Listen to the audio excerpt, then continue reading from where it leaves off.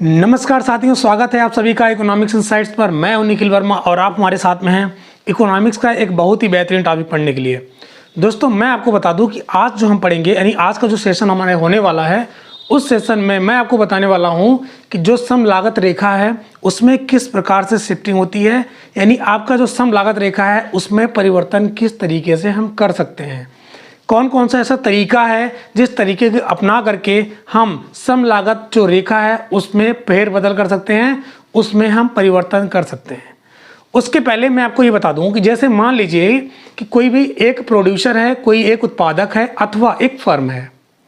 वो फर्म जो है कि किसी भी साधन को खरीदना चाहता है, किसी भी लेबर को या कैपिटल को वो खरीदना चाहता है, और उस लेबर और कैपिटल की जो कीमत है, जो प्राइस है, वो स्थिर रहे और उसकी तुलना में जो उत्पादक है वो कुछ पैसा दे करके लेबर और कैपिटल को वो खरीदना चाहता है। अब मान लीजिए कि वो 300 रुपये खर्च करना चाहता है उन दोनों साधनों पर जिसकी कीमतें निश्चित हैं।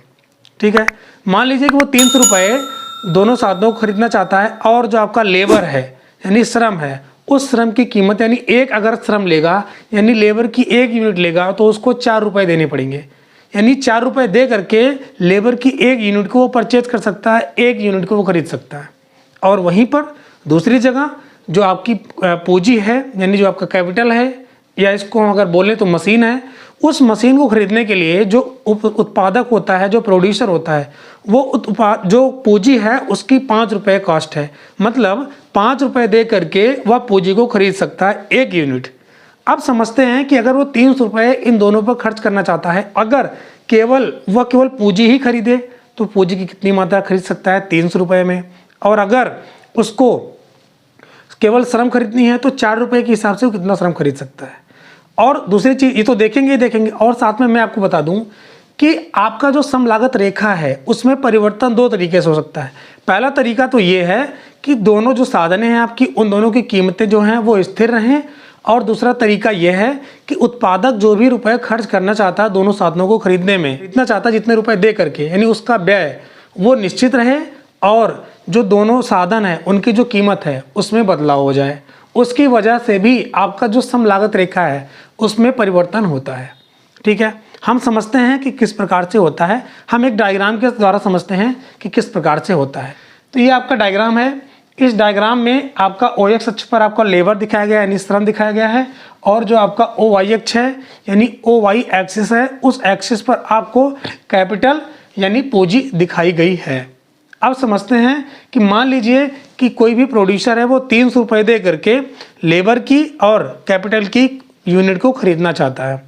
ठीक है, तो हम ये चेक करते हैं कि 300 रुपये दे करके वो ज़्यादा से ज़्यादा कितना लेबर को खरीद सकता है, और 300 रुपये व्यय करके वो ज़्यादा से ज़्यादा कितना वो कैपिटल को खरीद सकता है। समझते हैं, जैसे कि मान लीजिए कि, और मैं एक चीज़ बता दूं कि यहाँ पर जो श्रम की कीमत है यानी जो लेबर वो खरीदेगा, लेबर की कीमत 4 रुपये प्रति इकाई है, यानी 4 रुपये दे करके 1 यूनिट लेबर की खरीद सकता है।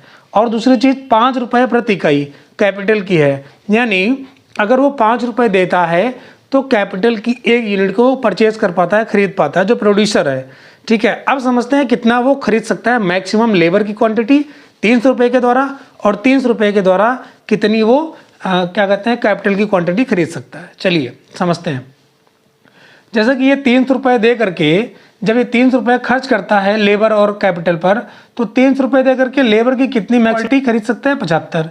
अगर हम 75 में, चूंकि लेबर को पता है कि 4 रुपये कीमत है, अगर वो 75 यूनिट खरीदता है तो 75 का मल्टीप्लाई 4 से करेंगे तो आपका 300 रुपये निकल के आएगा। यानी अगर 300 रुपया प्रोड्यूसर जो है वो खर्च करना चाहता है केवल लेबर को खरीदने में, तो वो कितना लेबर खरीद सकता है 75 यूनिट लेबर को खरीद सकता है। और वहीं पर अगर हम दूसरी बात करें कैपिटल की, तो वो कितनी कैपिटल खरीद सकता है केवल कैपिटल की यूनिट को, तो मान लीजिए वो 60 कैपिटल खरीदता है, यानी 60 कैपिटल के यूनिट को खरीदता है, तो 300 रुपये इसके पूरे खत्म हो जाएंगे। यानी अगर 60 में मल्टीप्लाई करें 5 से, तो 60 मल्टीप्लाई बाई 5 इक्वल टू 30। ठीक है, तो मतलब 300 रुपये। तो 300 रुपये आपका टोटल 60 यूनिट को खरीदा है कैपिटल की, तो खर्च हो गए। और अगर मैक्सिमम वो लेबर की क्वांटिटी को खरीदता है तो 75 यूनिट को खरीदता है, जिससे उसका 300 रुपये खत्म हो जाता है।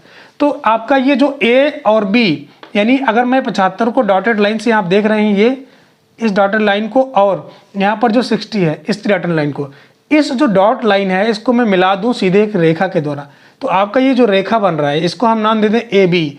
तो यही आपका जो ए बी रेखा है, तो ये ए बी रेखा आपका समलागत रेखा हो जाता है। अब समझते हैं कि मान लीजिए अगर दोनों जो साधन है उनकी कीमतें उतनी ही रहे, मतलब 4 रुपये खर्च करके एक लेबर की क्वांटिटी को खरीद सकते हैं और 5 रुपये खर्च करके हम कैपिटल की क्वांटिटी को खरीद सकते हैं, तो इस आधार पर यानी इन दोनों की जो कीमतें हैं वो निश्चित रहें, लेकिन वही जो व्यय की राशि है यानी उत्पादक जितना खर्च कर सकता है वो बढ़ जाए।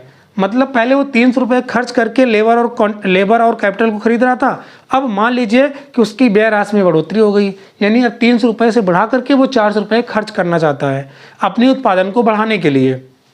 भाई दैनिक लाइफ में तो हम आप लोग यही करते हैं ना, अगर हम आप लोगों को कोई भी चीज़ बना रहे हैं तो कोई भी चीज़ अगर उसको ज़्यादा मात्रा में उगाना है, ज़्यादा मात्रा में उसको बढ़ाना है, उत्पादन की मात्रा ज़्यादा करनी है, तो हम क्या करते हैं, ज़्यादा इन्वेस्टमेंट करते हैं, ज़्यादा चीज़ों को खरीदते हैं। यानी आपके पास जो भी रिसोर्सेज हैं उन रिसोर्सेज को ज़्यादा खरीदेंगे, जिसकी वजह से आपका जो कार्य है वो और तेज़ होगा, यानी और प्रोडक्शन होगा। वैसे ही यहाँ पर जो आपका उत्पादक है वो उत्पादक 300 से बढ़ करके 400 खर्च करना चाहता है, और जाहिर सी बात है अगर वो 400 रुपये खर्च करेगा दोनों साधनों को खरीदने में, ठीक है। मैं आपको बार बार ये कह रहा हूँ कि जो आपका कैपिटल है और जो आपका लेबर है, इन दोनों की जो कीमतें हैं वो स्थिर हैं, इसमें कोई परिवर्तन नहीं करना है। हाँ, परिवर्तन किस में हो रहा है, जो उत्पादक खर्च करने के लिए बढ़ा रहा है पैसा, यानी 300 रुपये से बढ़ करके 400 रुपये खर्च करने के लिए तैयार है।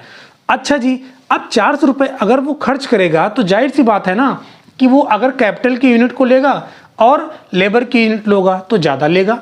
मतलब कहने का ये है कि अगर वो 400 रुपये खर्च करेगा तो ज़्यादा मात्रा में लेबर यानी श्रम और कैपिटल यानी पूंजी की ज़्यादा मात्रा को खरीद पाएगा, और अगर जो ज़्यादा मात्रा को खरीदेगा जाहिर सी बात है उत्पादन की मात्रा भी ज़्यादा होगी।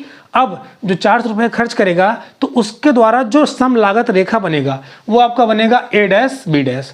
अब समझते हैं कि वो जो 400 रुपये खर्च करेगा तो वो ज़्यादा से ज़्यादा कितनी लेबर को खरीद सकता है। यहाँ आपको पता है कि वो ज़्यादा से ज़्यादा 100 लेबर को खरीद सकता है। अब 100 लेबर कैसे खरीद सकता है, क्योंकि आपको पता है कि एक लेबर की कीमत 4 रुपये है, अगर वो 100 लेबर खरीद रहा है तो 400 रुपये पूरा खर्च हो जा रहा है। यानी अगर वो ज़्यादा से ज़्यादा लेबर को खरीद सकता है तो केवल 100 यूनिट।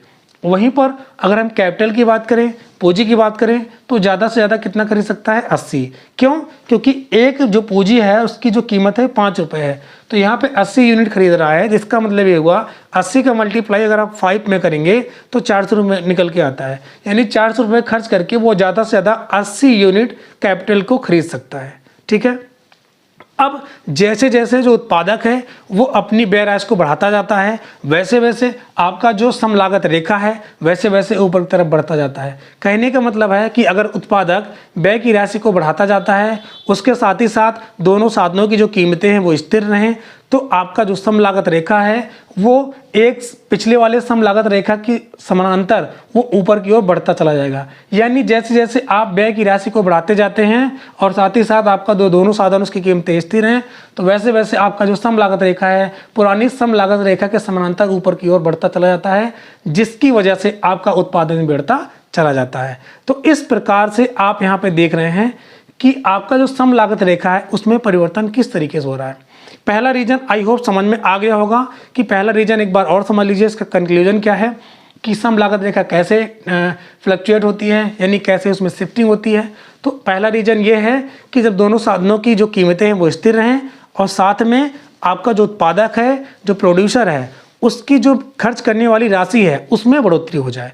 यहाँ पे जैसे कि आप यहाँ पे देख रहे हैं 300 से बढ़ाकर 400 कर दिया, उत्पादन की मात्रा बढ़ी, जबकि दोनों साधनों की कीमतें स्थिर रहीं। अब बढ़ा करके 500 कर दिया, अब जब 500 राशि को खर्च कर रहा है तो जाहिर सी बात है भाई वो कैपिटल की और लेबर की ज़्यादा क्वांटिटी को खरीदेगा, और ज़्यादा क्वांटिटी को खरीदेगा और रैदर देन आपका जो उत्पादन है वो भी ज़्यादा मात्रा में होगा, ठीक है ना। और दूसरी चीज़ मैं आपको बता दूं कि जब ये आपकी राशि बढ़ा रहा है, यानी उत्पादक दोनों साधनों पर जो व्यय कर रहा है वो जब ज़्यादा कर रहा है, तो जाहिर सी बात है आपका जो कॉम्बिनेशन होगा, जो आपका संयोग होगा लेबर और कैपिटल की, वो भी क्या होगा, अलग अलग होगा, ठीक है। अब समझते हैं इसका दूसरा एस्पेक्ट क्या है जिसके द्वारा आपका जो सम लागत रेखा है उसमें परिवर्तन होता है, उसमें शिफ्टिंग होती है।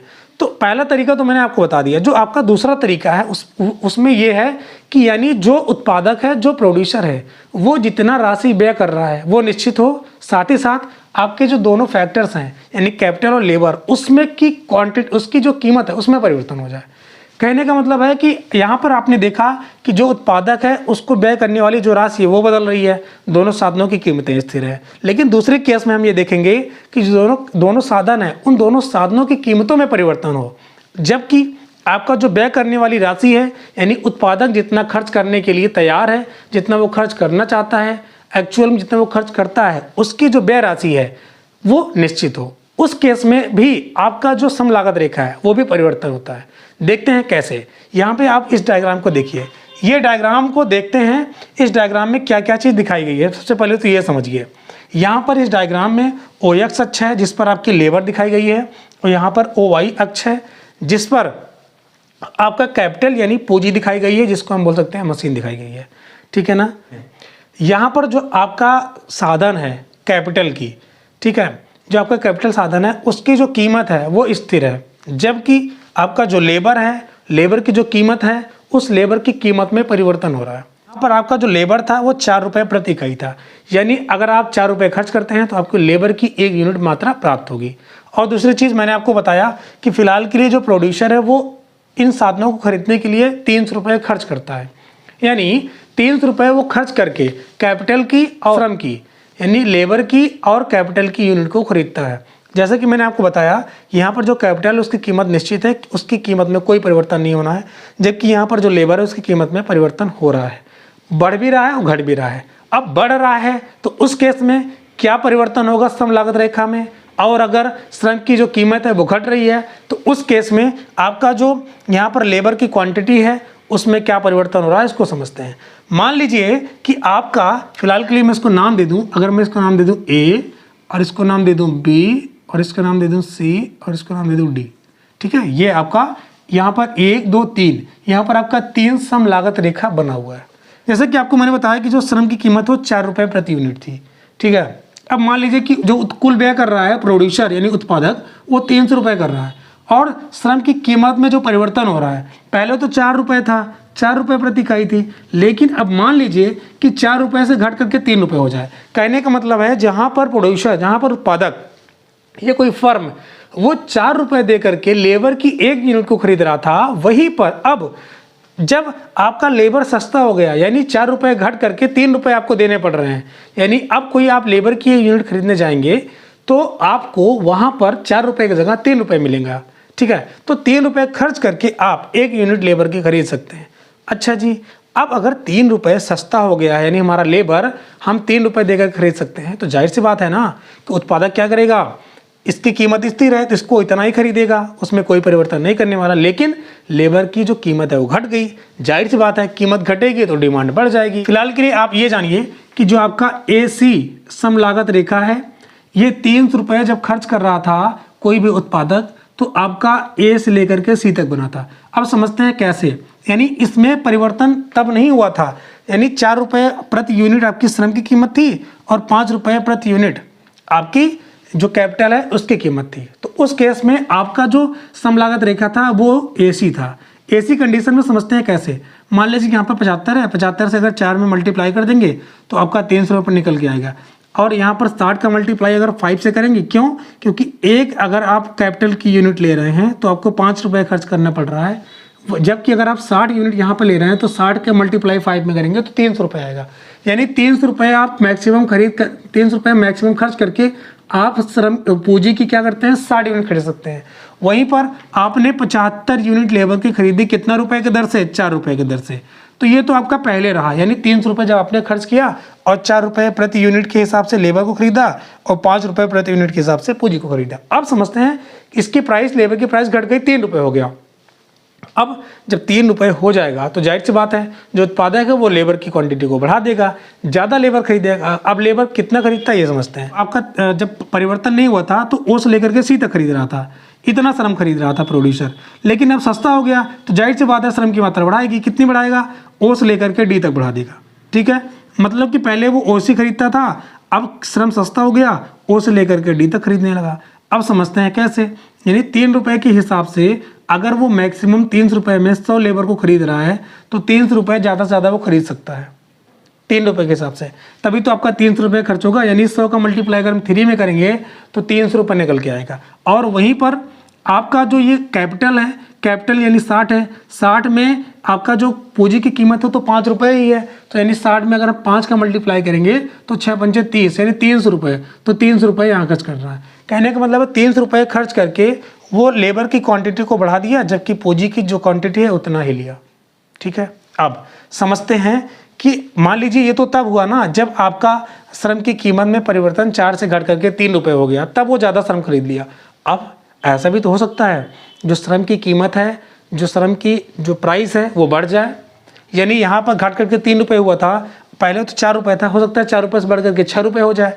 जैसा कि आप यहाँ पे देख रहे हैं 4 रुपये से बढ़ करके जो श्रम की जो कीमत है वो कितना रुपये हो गया, 6 रुपये हो गया।